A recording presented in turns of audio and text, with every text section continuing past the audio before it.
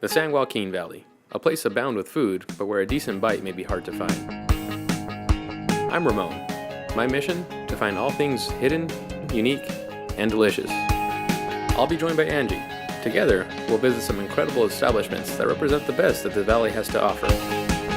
So come join us as we find out what's good, Fresno. For a first-class meal, head on over to Max's Bistro, located on the northeast corner of Bullard and West.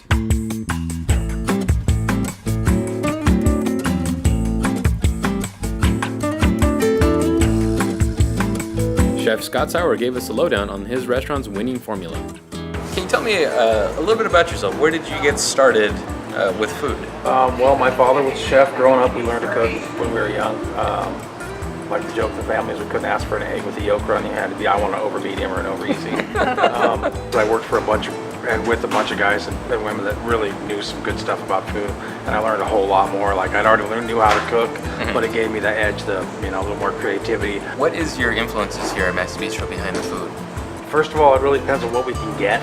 What's local, what's in season. We're really trying to be seasonal. We change our menu quite frequently because of that. I noticed you guys have a lot of wines too. Do you ever keep in mind your wine selection when you're creating a meal? We have such a varied selection of wine that pretty much no matter what we make, that's going to work with it, kind of pairings. But because of the fact that the waitstaff helps pick the wines, they're behind the wines, and if you sit down and you ask for a suggestion with your meal, they're going to have 2, 3, or 4 suggestions in different categories that are going to work well with that. So it's not an assumption, it's actually they know what it's like.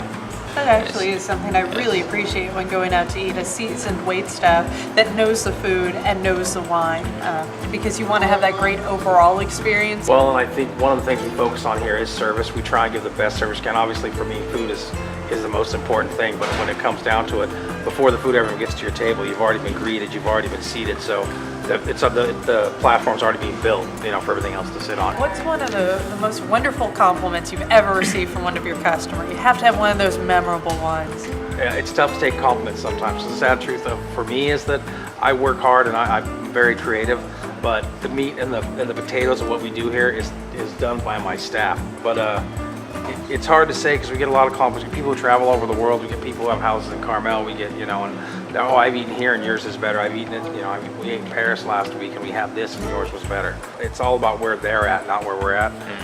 So all compliments are, the best compliment's the one I just got, I guess. Now it was our turn to win with a lineup of Max's renowned dishes. All right, today we're here at Max's Bistro and Bar with Elisa Mijares from Taste Fresno as our mystery guest. Leading off were the terrific truffle fries. This is Chef Scott's specialty with the shaved Parmesan. It's delicious. Oh yeah. Oh my goodness, that is really good. It has an abundance of flavors that you really wouldn't expect for a French fry. This is complex for a fry. Next, we had the peerless shrimp and crab melt. This is definitely a sandwich that I see eating with a knife and a fork. I like these, the bolillo bread, it's, nice firm bread. It's not like Italian bread or the other French breads that are really light and fluffy. It has a little bit more of a density to it. It's very creamy too, but not heavy kind of creamy. Well, I think that we should take a moment to focus on some of the drinks because we have the prickly pear lemonade.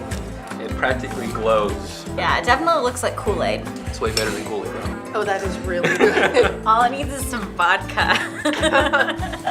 Well, they do have a full bar. At your request, I'm getting the nod from Chef Scott that would be possible. We followed up the melt with a pan-seared halibut. You want to dig in?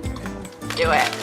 The crispiness on the outside is an exceptionally great feat because it's still so moist on the inside. And this is one of, as opposed to maybe the mayo shrimp deal here. Which is delicious. It's delicious. If you want a healthy alternative, this is a really nice way to eat healthy. To finish, we went in for the knockout with a famous Max burger. Now the heavyweight.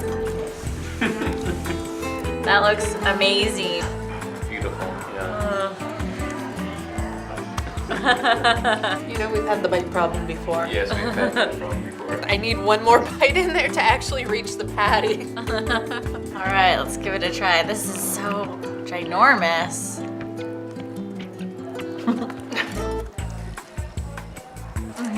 And I shall show you how a man bites a burger.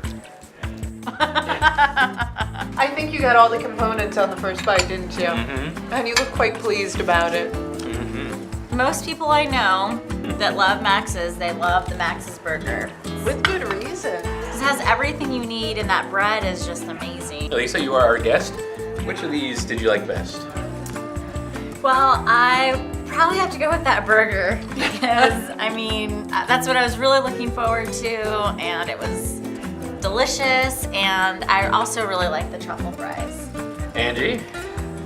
You know, that the shrimp and crab dish that you had over there was absolutely delicious, and I've never tried anything like it myself. So if I could get that paired with those truffle fries, I think I'd be in heaven. Ramon, what about you? What was your favorite today? I'm gonna have to go on a burger. You got many different types of flavors. It's not just this little poor excuse of a patty. It's a nice meaty patty. The bacon is not there to hide any flavors. In fact, it's just there to enhance it as bacon should. So I'm Ramon. I'm Angie. I'm Elisa. And we're What's Good Fresno. All right, yes.